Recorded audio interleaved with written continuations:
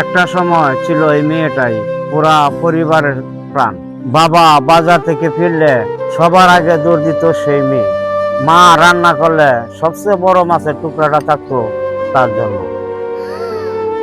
ভাই বোনের সঙ্গে ঝগড়া, হাসি, গল্প, সারাদিন বাড়িটা মুখর হয়ে থাকতো তারই জন্য।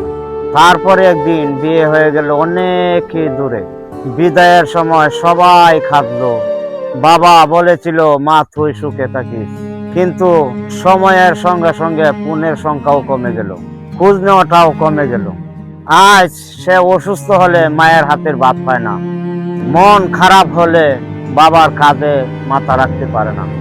ভাই বোনেরাও ব্যস্ত, মা বাবাও অনেক কাজে জড়িয়ে আছে।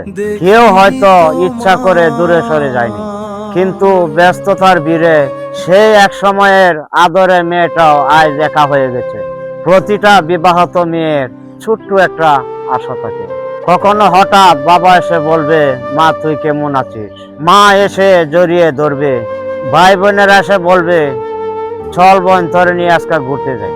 যদি আপনার পরিবারে এমন কোনো মেয়ে থাকে, আজও একবার ফোন করুন, সময় করে একদিন দেখা করে আসুন।